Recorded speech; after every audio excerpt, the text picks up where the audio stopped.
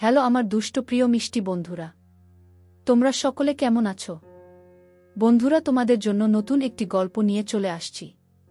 বন্ধুরা, তোমরা আমাকে যে পরিমাণ সাপোর্ট করেছো সেটা বলার মতো ভাষা নেই আমার কাছে। বন্ধুরা, গল্পটি না টেনে শেষ পর্যন্ত দেখলে আশা করি তোমাদের দাঁড়িয়ে যাবে এবং তোমরা হাতের কাজ করতে বাধ্য হবে। চলুন বন্ধুরা, গল্পটি শুরু করি।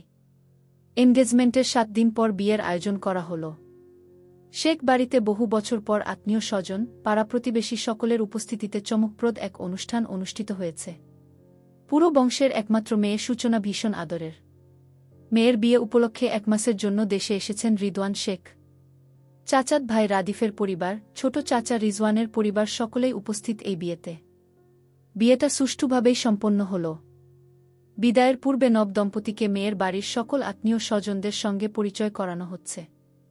এই ফাঁকে বান্ধবীদের নিয়ে বেয়াইদের সঙ্গে ছাদে গেল হৈমি। সকলে মিলে বেশ কিছু ফটোশ্যুট করল। সময়টা সন্ধ্যার আগ মুহূর্ত। ভাই ভাবিকে রেখে ছাদে আসতে ইচ্ছে করছিল না হৈমির, আসতে বাধ্য হল রুদ্রর তীক্ষ্ণ দৃষ্টিজোড়া দেখে। এই দৃষ্টিজোড়া আজ নতুন নয়, পুরনো। ঠিক যেদিন থেকে হৈমি তাকে ইগনোর করছে সেদিন থেকেই রুদ্রর এমন দৃষ্টির শিকার হচ্ছে। প্রথমে ভড়কে গেলেও পরে আড়ালে গিয়ে খুশিতে নাচানাচি করেছে। মুখ সে বন্ধ রাখতে পারেনি। কথা না বলে টিকতে পারেনি 1 মিনিটও। তবে সে কথাগুলো বলেছে সাদমানের সঙ্গে, সোহান, রোশানের সঙ্গে। 3 কাজিনের সঙ্গে হৈমির গদগদ ভাবটা যেন সহ্য হচ্ছিল না রুদ্রর। গাছবলে পুড়ে খাক হয়ে যাওয়ার মতো অনুভূতি হচ্ছিল। টের পেয়ে ওদের সঙ্গে মেলামেশা বাড়িয়ে দিয়েছে হৈমি। ভাইয়ের উপদেশে সত্যি সত্যি সেদিনের পর থেকে রুদ্রর সঙ্গে কথা দূরে থাক স্বেচ্ছায় সামনেও যায়নি। আশপাশে থাকলেও এড়িয়ে গেছে। কখনো সামনে পড়লে তাকে দেখিয়ে অন্যদের সঙ্গে গল্প জুড়ে দিয়েছে। রাদিফের ছোট ভাই সাদমান, রিজওয়ানের 2 ছেলে সোহান এবং রোশানের সঙ্গে হৈমির পরিচয় হয়েছে এনগেজমেন্টের দিনই। সাদমান সিনিয়র হলেও সোহান, রোশান হৈমির জুনিয়র। এই জুনিয়র 2 বেয়াইয়ের সঙ্গে হৈমির মাখামাখি বাড়াবাড়ি রকমের। সোহান পরে ক্লাস 9-এ, রোশান 6-এ। এদের একজনকে শোবেয়াই আরেকজনকে রোবেয়াই সম্বোধন করে হৈমি। হৈমির অহেতুক বকবক এরা দারুণ আগ্রহী হয়ে শোনে। যা দেখে এদের প্রতি হৈমির টান একটু বেশি। সাদমানের সঙ্গেও কম জমে ওঠেনি। ফটোশ্যুটের মাঝে হঠাৎ সাদমানের ফোনে রুদ্রর কল এলো। সাদমান কথা শেষ করে রোশানকে নিচে পাঠিয়ে দিল।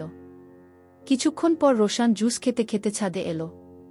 মাগরিবের আজান দিচ্ছে বলে হৈমি সকলকে বলল, গাইস, এবার আমাদের নিচে যেতে হবে। আর বেয়াইরা বাকি আড্ডা আমাদের বাসায় হবে। রাতে দারুণ কিছু অপেক্ষা করছে তোমাদের জন্য। হৈমির কথা শেষ হতেই প্রচণ্ড তাড়া নিয়ে রোশান বলল, বেয়ান আপু, নিচে যাওয়ার আগে আমি সবাইকে ডান্স করে দেখাতে চাই। হৈমির বান্ধবী নয়ন হো হো করে হেসে উঠল। বলল, তাই না কি? তো দেখান আপনার ডান্স বাচ্চা বেয়াই। সকলে হৈ হৈ করে উঠল। রোশানও হেলিয়ে দুলিয়ে ডান্স করতে শুরু করল।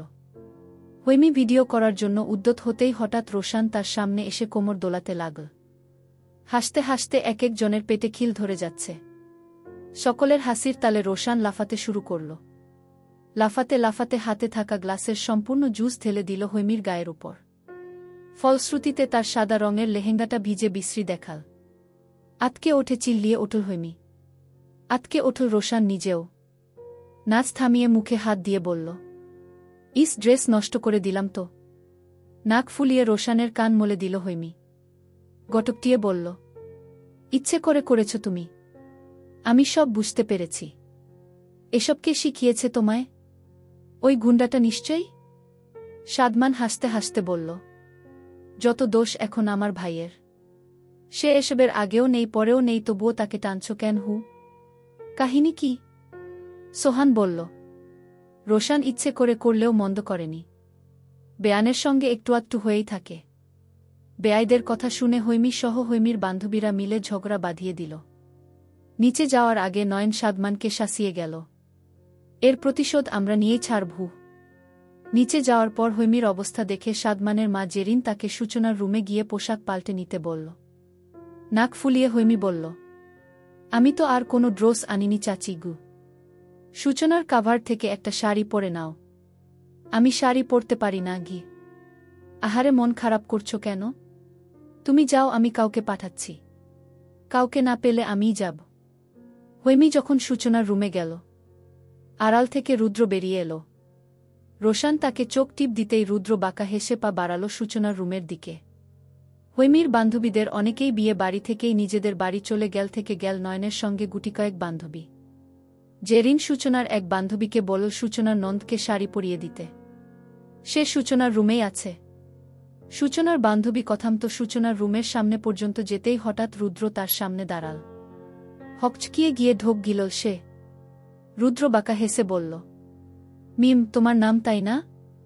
কাপা কাপা কণ্ঠে মিম বলল, জি ভাইয়া। গুড, এখানে ঠিক এভাবেই দাঁড়িয়ে থাকবে। যতক্ষণ না আমি বের হব ঠিক ততক্ষণ। কেমন? কপালে বিন্দু বিন্দু ঘাম জমতে শুরু করেছে মিমের। দম আটকে সে মাথা নাড়ালে রুদ্র বলল, কেউ এলে বলবে ভেতরে প্রবেশ নিষেধ। ভেতরে গিয়ে দরজা আটকে দিল রুদ্র। ভয়ে থরথর করে হাত পা কাঁপতে শুরু করল মিমের। তার মনে কি চলছে বোঝা গেল না, শুধু মনের আতঙ্কিত ভাব চোখ মুখে স্পষ্ট হয়ে উঠল। বিড়বিড় করে বলল, নারী বিদ্বেষী রুদ্র ভাই আমার সঙ্গে কথা বলল। হায় আল্লাহ, রুদ্র ভাই আমার সঙ্গে কথা বলেছে। ড্রেসিং টেবিলের সামনে দাঁড়িয়ে নিজের মেদহীন পেটটা পিটপিট করে দেখছে হৈমী। মেরুন রঙের ব্লাউজ, পেটিকোট পরার ফলে তার শুভ্র দেহখানির উজ্জ্বলতা দ্বিগুণ বেড়ে গেছে। নিজেকে আপাদমস্তক কিছুক্ষণ দেখে নিয়ে ভাবল, বিছানায় রাখা শাড়ির ভাঁজটা খোলা যাক।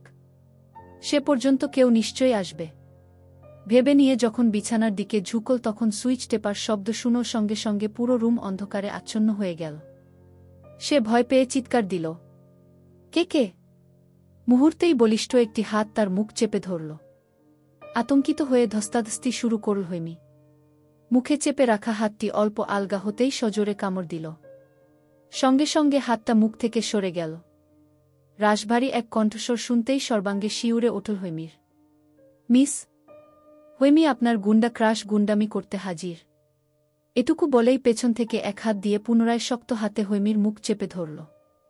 আরেক হাতে হৈমীর পেট পেঁচিয়ে ধরে উত্তপ্ত নিঃশ্বাস ছেড়ে হৈমীর কোমল স্কন্ধে কামড় বসাল। শরীর শিউরে ওঠে, হৃৎস্পন্দন প্রায় বন্ধ হওয়ার উপক্রম। মুখ দিয়ে বের হল অস্পষ্ট আওয়াজ। সে আওয়াজ শুনে রুদ্র মুখ তুলে ওর কানের কাছে ঠোঁট ছুঁয়ে বলল, এভাবে কামড়াতে হয়? যা হৃদয় কাঁপিয়ে তুলে। থরথর করে কাঁপতে থাকা হৈমীকে নিজের দিকে ঘোরাল।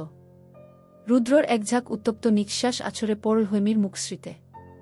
চোখজোড়া শক্ত করে বুঝে প্রাণপণে ছোটার চেষ্টা করল হৈমী, কিন্তু পারল না।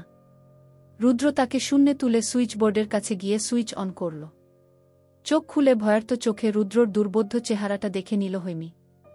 বাঁকা হেসে হৈমীর ঠোঁটজোড়া থেকে হাত সরাল রুদ্র। বড় বড় করে শ্বাস নিয়ে চেঁচামেচি শুরু করল হৈমী। রুদ্রর মাথায় বুকে এলোপাতারি কিল ঘুষি দিতে লাগল। রুদ্র মাথা নিচু করে এক হাতে কৌশলে মোবাইল ফোন বের করে ক্যামেরায় গিয়ে ভিডিও অন করে ফোনটা এমন জায়গায় রাখল যেখান থেকে তাদের স্পষ্ট দেখা যাবে। চোখ বন্ধ করে চিৎকার চেঁচামেচি, হাত পা ছোড়াছুড়ি করতে করতে ভয়ানক এই কাণ্ডটা দেখতেই পেল না হৈমী। হঠাৎ করেই তাকে বিছানায় ছুঁড়ে ফেলা হল। লজ্জায় ভয়ে কুঁকড়ে গেলেও চিৎকার থামাল না।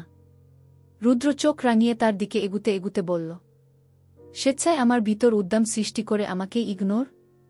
বলতে বলতেই হৈমীর খুব কাছে চলে গেল সে।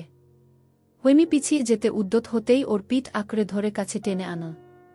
চিৎকার চেঁচামেচি থামাতে আচমকাই ওর ঠোঁটজোড়া নিজ ঠোঁট দ্বারা আবদ্ধ করে নিল। দুচোখে অশ্রু ছেড়ে হৈমী যখন নড়চড় থামিয়ে দিল তখন রুদ্র নিজেও থেমে গেল। ইতিমধ্যেই ঠিক কোনো মাত্রায় অসংলগ্নতা করেছে সে, হারে হারে টেরও পেল। তবুও বিন্দু আফসোস রাখল না মনে। নিশ্চল হৈমীকে বুকের মধ্যেখানে অতি সন্তর্পণে চেপে নিয়ে কর্কশ কণ্ঠে বলল, হয় মরেছ নয় মেরেছ, এবার শুধু ভুগবে। আকস্মাৎ রুদ্রর গলা টিপে ধরল হৈমী। ক্রোধে কাঁপতে কাঁপতে চিৎকার করে বলল, এটা কি করলেন আপনি? আপনাকে আমি পুলিশে দেব, আপনি খুব জঘন্য একটা মানুষ। চোয়াল শক্ত করে হৈমীর দুহাত চেপে ধরল রুদ্র। মস্তিষ্ক বলল, আরও কিছু হওয়া উচিত, নয়তো প্ল্যান সাকসেসফুল হবে না। মস্তিষ্কে কথাগুলো চলতেই ঝড়ের গতিতে হৈমীকে বিছানায় ফেলে নিজের অর্ধেক শরীরটা ওর উপর ছেড়ে দিল। দানবের মতো শরীরটা নিজের ক্ষুদ্র শরীরে ঝাঁপিয়ে পড়তেই দম বন্ধ হয়ে এল। চোখ বড় বড় করে কেঁদে উঠল হৈমী, বলল, ওমাগো, মরে গেলাম। রুদ্র বাঁকা হাসল। হৈমীর ছটফটে হাত দুটো নিজের শক্ত হাত দ্বারা বেঁধে নিয়ে অত্যন্ত নিবিড়ভাবে কোমল গ্রীবাদেশে ঠোঁটের বিচরণ চালাল। পরাস্ত হৈমী ছটফট করতে করতে চাপা কান্নায় ভেঙে পড়ল। কি হচ্ছে এসব, তার সাথে কে বাঁচাবে তাকে? বারবার আল্লাহকে স্মরণ করতে লাগল। মনে পড়ল সমাজে ধর্ষিত হওয়া নারীদের শেষ পরিণতি। তার জন্যও কি এমন কিছু অপেক্ষা করছে? দরজায় ঠকঠক শব্দ হতেই রুদ্র থেমে গেল। দরজার বাইরে থেকে নয়ন বলল, হৈমি, মিম আপু তোকে শাড়ি পরাবে বলে দাঁড়িয়ে আছে, তুই দরজা খুলছিস না কেন? হৈমি লাফ দিয়ে ওঠার চেষ্টা করে যেই চিৎকার দেবে অমনি রুদ্র তার মুখ চেপে ধরল। শাসিয়ে বলল, শব্দ করবে না, একদম চুপ। ডুকরে ওঠল হৈমি। রুদ্র দুই চোখে চেয়ে শান্ত গলায় বলল, আজকের পর সাদমানের সঙ্গে কথা বলবে না। সোহান, রোশানের সঙ্গেও কম কথা বলবে। ভেবো না এখান থেকে মুক্তি পেলেই তুমি মুক্ত। আমি বড্ড অসময়ত, বড্ড বেশি বেসামাল আমি। আমাকে নিয়ন্ত্রণ করার সাধ্য তোমার নেই, কারোরই নেই। মরেছ নিজের দোষে, মাথায় রেখো। রুদ্র ওঠে দাঁড়াল। হৈমির জড়সড় হয়ে বসে রইল কিছুক্ষণ, তার চোখ বেয়ে অশ্রু ঝরছে, শরীর কাঁপছে, মৃদু মৃদু বড় বড় করে শ্বাস নিল রুদ্র। ধীর পায়ে হেঁটে গিয়ে মোবাইল নিয়ে এতক্ষণের হওয়া ভিডিওটা সেভ করল। এরপর আবার চলে এলো হৈমির কাছে। তার পাশে বসে হাত বাড়িয়ে কাছে টেনে নিল। রাশভারী স্বরে বলল, আমি মানুষটা ভীষণ অধ্যত্ত, কিন্তু কিছু করার নেই। আমাকে উপেক্ষা করা একদম উচিত হয়নি, এর চেয়েও বেশি উচিত হয়নি আমাকে দেখিয়ে দেখিয়ে ওদের সঙ্গে মেলামেশা। এসব আমি একদম পছন্দ করি না। আর হ্যাঁ, এরপর যত মেলামেশা আমার সঙ্গে করবে, 1 মাস সময় দিলাম, নিজেকে প্রস্তুত রেখো। অন্তর্মুখী চরিত্রের রুদ্র নিজের অনুভূতিগুলোকে বুঝতে না পেরে উল্টাপাল্টা আচরণ দেখিয়ে হৈমির মনে তাকে নিয়ে খুবই বিভৎস এক ধারণার জন্ম দিল। অবুঝ হৈমি অন্তর্মুখী রুদ্রর মনকে বুঝতে পারল না, বোঝার কথাও নয়। যেখানে একরোখা, জেদি, তেজি রুদ্র নিজেই নিজের অনুভূতি বুঝতে না পেরে এক নারীর প্রতি জন্মানো প্রথম এবং গভীর অনুভূতির অসৎ আচরণ করল, সেখানে অন্য একটি মানুষ হৈমি কি করে বুঝবে?